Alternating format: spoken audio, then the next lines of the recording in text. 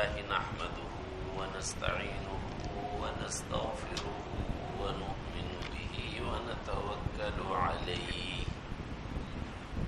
ونعوذ بالله من شرور أنفسنا ومن سيئات أعمالنا من يهده الله فلا مضل له ومن يضلله فلا هادي له ونشهد أن لا إله إلا الله وحده لا شريك له ونشهد أن سيدنا ومولانا محمدا عبده ورسوله صلى الله تعالى عليه وعلى آله وأصحابه وبارك وسلم تسليما كثيرا. أعوذ بالله من الشيطان الرجيم. بسم الله الرحمن الرحيم. واستبق الباب وقدت قميصه من دبر وألف يا سيدها لدى الباب قالت ما جزاء من أراد بأهلك سوءا إلا أن يسجن أو عذاب أليم. قال هي راودتني عن نفسي وشهد شاهد من أهلها إن كان قميصه قد من قبل فصدقت وهو من الكاذبين وإن كان قميصه قد من دبر فكذبت وهو من الصادقين. فلما رأى قميصه قد من دبر قال إنه من كيدكن إن كيدكن عظيم. يوسف أعرض عن هذا واستغفري لذنبك إنك كنت من الخاطئين.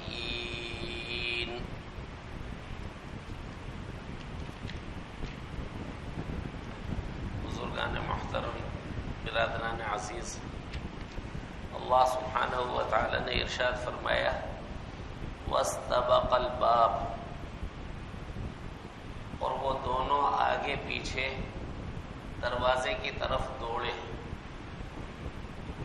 حضرت یوسف علیہ السلام گناہ سے بچنے کے لیے بھاگے دروازے کی طرف، اور زلیخا انہیں پکڑنے کے لیے اور روکنے کے لیے پیچھے بھاگی. اور جیسے روکنے کی وہ کوشش کر رہی تھی تو اس نے حضرت یوسف علیہ السلام کو پکڑنا چاہا. وہ حضرت یوسف علیہ السلام کو تو نہ پکڑ سکی، البتہ ان کا کرتا اس کے ہاتھ میں آ گیا اور کش میں پھٹ گیا. وقدت قمیصہ من دبر، اور اس عورت نے ان کے کرتے کو پیچھے کی طرف سے پھاڑ ڈالا. وَأَلْفَ يَا سَيِّدَهَا لَدَى الْبَابِ، اتنے میں دونوں نے اس عورت کے شوہر کو دروازے پر کھڑا پایا. دیکھیے دروازے بند کر لیے تھے اس نے، اور دروازوں کو بند کر کمرہ در کمرہ کئی دروازے بند کیے، اور پھر حضرت یوسف علیہ السلام کو گناہ کی طرف بلانا چاہا.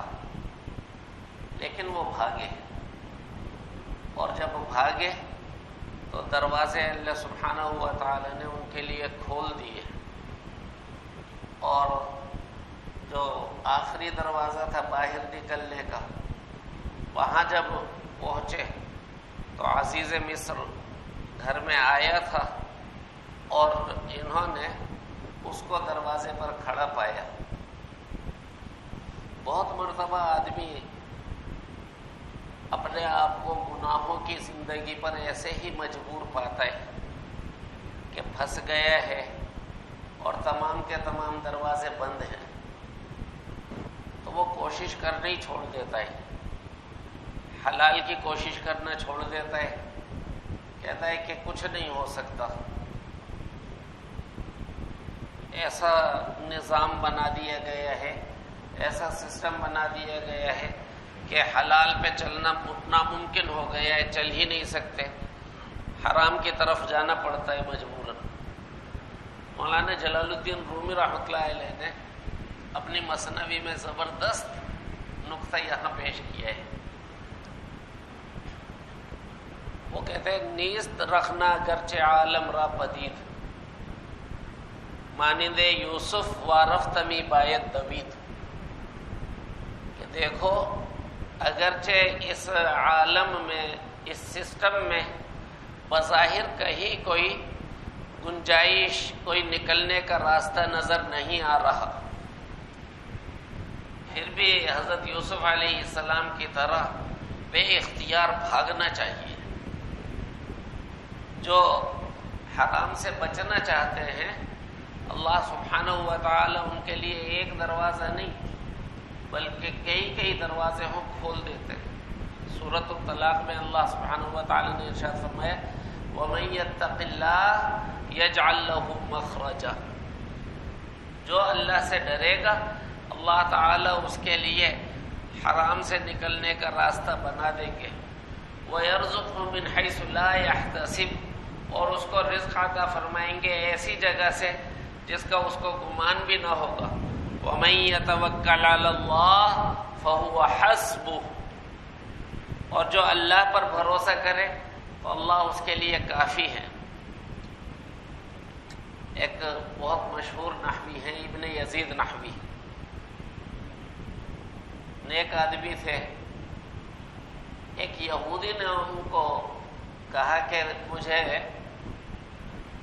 تم ایسا کرو کہ قرآن کی جو گرامر ہے یہ مجھے پڑھا دو، میں تمہیں 30 سونے کی اشرفیاں، 30 سونے کے سکے وہ انعام میں دوں گا۔ کہتے حالات بہت تنگ تھے اور گھر میں فاقہ چل رہا تھا، ایک دم آفر آئی، اور آفر بھی اتنی زبردست کہ 30 سونے کے سکے دوں گا، قرآن کی گرامر مجھے پڑھا دو۔ لیکن میرے دل میں ایک کھٹک تھی کہ یہ شخص ایمان تو قبول کر نہیں رہا، اور اس کا آگے بھی کوئی ارادہ نہیں لگ رہا ایمان قبول کرنے کا۔ قرآن کی گرامر یہ کیوں پڑھنا چاہ رہا ہے، کیوں جاننا چاہ رہا ہے؟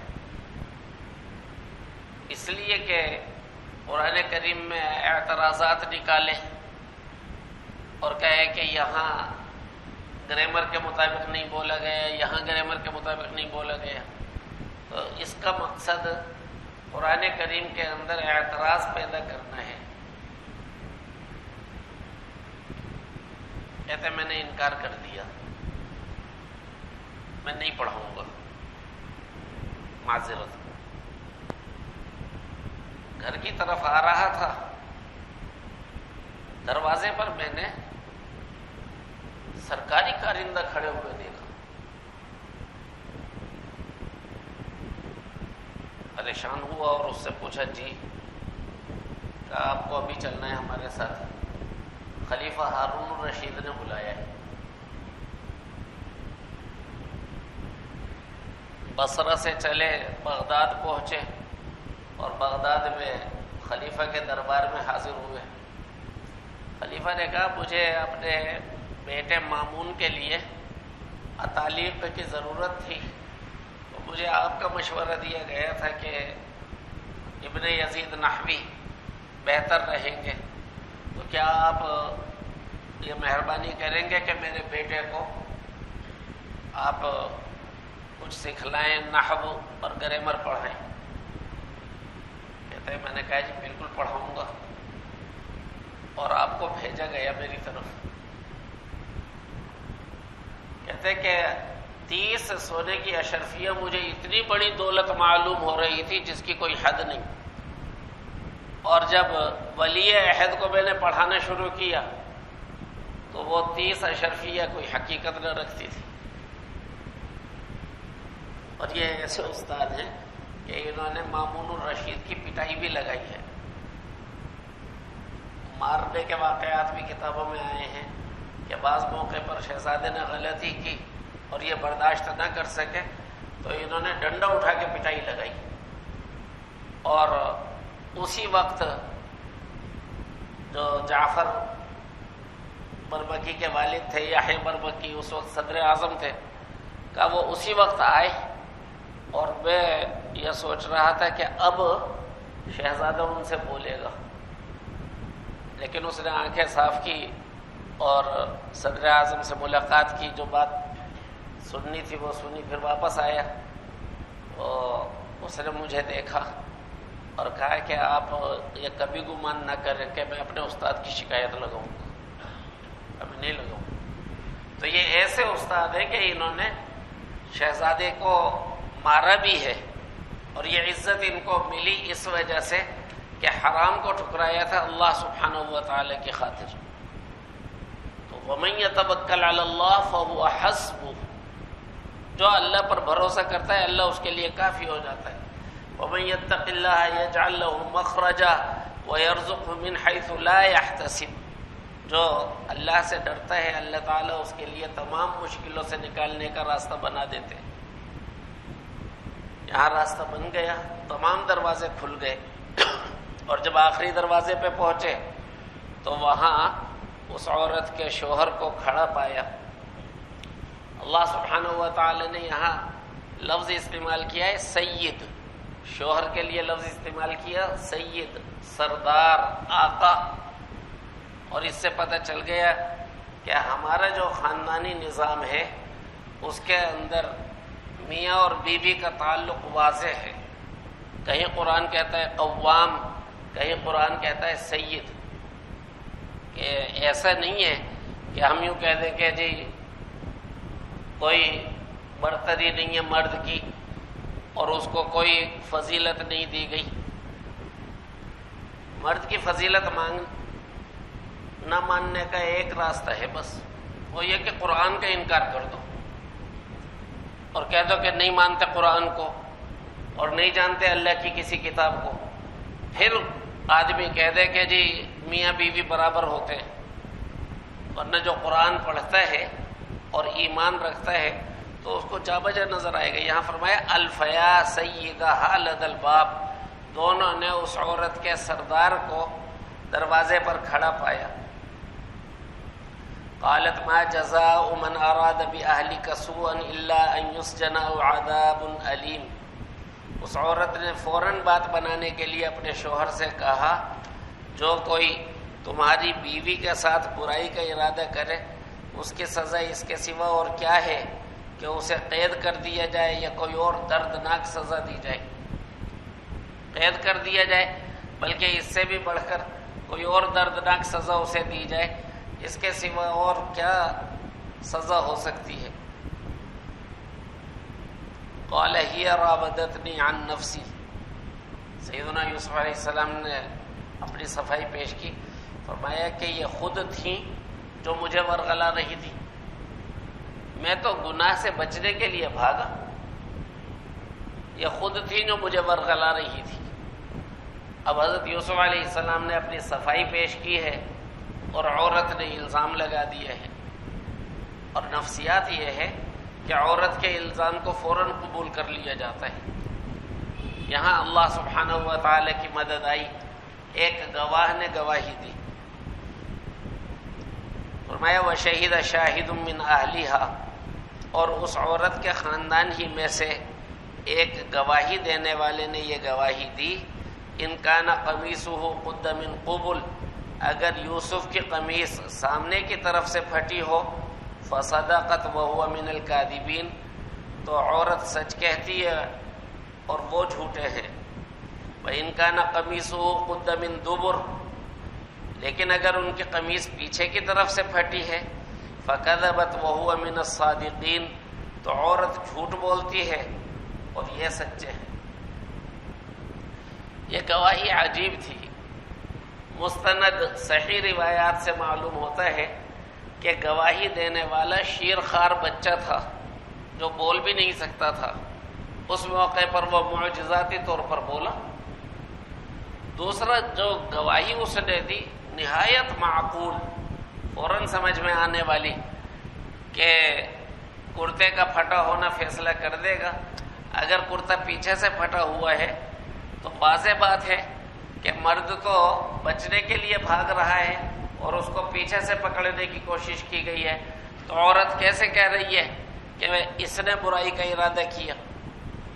فلما رأى قمیصہ قد من دبر، پھر جب شوہر نے دیکھا کہ واقعی ان کی قمیص پیچھے سے پھٹی ہوئی ہے، قال انہ من کیدکن، تو اس نے کہا یہ تم عورتوں کی مکاری ہے، ان کیدکن عظیم، واقعی تم عورتوں کی مکاری بڑی سخت ہے۔ کہ برائی کا ارادہ خود کیا تھا، ورغلانے کی کوشش خود کر رہی تھی اور الزام لگا دیے اس پر۔ دیکھیے یہ جو جنس کا جوش ہوتا ہے نا،